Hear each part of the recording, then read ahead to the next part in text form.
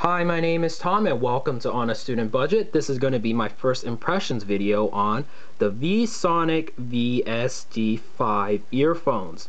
Now, if you haven't checked it out already, you can check out my unboxing video where you kind of see my first reactions when taking these earphones out of the box, and I've also compared them really briefly with the VSONIC VSD3Ss and the VSONIC GR07s as well, so you can click that review in the annotation above my finger here. So the VSONIC VSD5 is very similar in terms of design with the VSONIC VSD3Ss, and the VSD3Ss here are on my right, so you can kind of get a closer look here. Very similar in terms of design, different colors. Obviously the VSD5 comes in this kind of smoky gray color, whereas the VSD3Ss come in a multitude of different colors. It comes in this red and a blue configuration, green, a pink, a light blue, and a black and a gray as well that looks eerily similar to the VSD5s, and a purple obviously too as well. So very colorful, the VSD3Ss, in terms of the color options out there.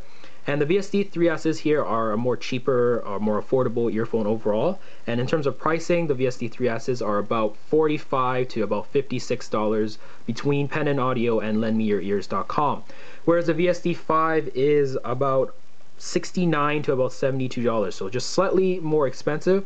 But the biggest differences between these two earphones is not in their build and their design, because they're very similar. And in terms of comfort, they're very similar as well. The VSD5 is a little bit of a chunkier kind of earphone, whereas the VSD3Ss here have a little bit more of a slender body. So both feel about the same in my ear, both very comfortable with rounded housing, and I didn't really feel much of a difference between them. And they were both very comfortable also in bed when lying on my side, because they have both have a very negative profile design, so they don't stick out of your ear much at all. And in terms of the, as I said before, the build, the cable itself is exactly the same, except the VSD5 has this kind of green or yellow, silver kind of cable, whereas the VSD3S has this copper cable. Feels about the same, no differences. In terms of the ear guides, both exactly the same. They both have this kind of flimsy kind of rubber material, and I think the ear guides are very essential for both of these earphones, because the cable does flop around if you don't use the ear guide. So, and the ear guides are a little bit cumbersome because it does flop out at times. So I wouldn't really recommend this earphone for working out purposes, because that kind of gets bothersome. So that's just something to note, but it is possible. And so going into the biggest differences between them, and that is the sound. So the VSD3Ss on my right here is very different from the VSD5. The VSD3Ss are more of a warmer, a bassier, a fuller kind of a more inviting kind of sound signature, whereas the VSD5 is more of a cooler, it's a little bit more of an analytical, it's focused more in terms of the clarity and detail. So in terms of both of these earphones, I think that despite their very similar design and build, they complement each other in terms of in your collection, because they're very different. The VSD5 here is more treble forward, so I think if you're someone that's going to be sensitive to treble frequencies, I wouldn't really recommend the VSD5s. Now, both of these earphones have this kind of VSONIC house sound, which is a little bit more of a emphasize a thinner, kind of a little bit more of a sibilant treble. Both of these earphones still have that, so I wouldn't really recommend either for someone that's very sensitive to treble frequencies. That said, the VSD5s are a little bit more emphasized, a little bit more forward in terms of the treble. And in terms of the bass, the VSD3Ss here is substantially more bassy compared to the VSD5s. So that said, the VSD5 is not lacking in terms of the bass. It has pretty good extension as well. It's still well-rounded and still punchy as well. But if you're someone that really loves your bass, I think the VSD5s or just 3Ss are just a little bit more bassy. It's going to be a little bit more engaging in that aspect.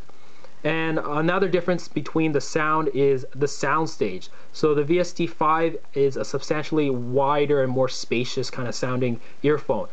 So if I'm going to have to make this into an analogy, the VSD3Ss feels like a little bit of a small room in your head, whereas the VSD5 feels like a little bit of a bigger room, or even maybe a concert hall kind of experience. So it's just bigger, it's more spacious overall, and I never really felt any sense of congestion with these earphones, whereas the VSD3Ss on some electronic tracks, it kind of feels everything is kind of mushed together at times. So that's just something to note. But both of these earphones are very affordable earphones overall, so I can't really fault them for that. And the VSD3S is still one of my favorite earphones out there, regardless of price range. It's still a very competent sounding earphone overall. Very, very, very much love this earphone. And I hope that's going to be the case with the VSD5s as well, as I do some more listening tests with them. So I haven't really tested the isolation out too much, so I'm not really sure how they kind of differ from each other. So I'll let you guys know in the full review, and I'm also going to compare them to a little bit more detailed in the full review, as well as compare the VSD5s with the VSONIC GR07 base editions that I own as well. So I know you guys are going to be interested in that. So stay tuned for the full review, and I hope this first impressions video helped you guys out. If it did, hit the like and subscribe button. If you have any questions for me, hit me up in the comments below. But until then, I'll see you guys in the next video.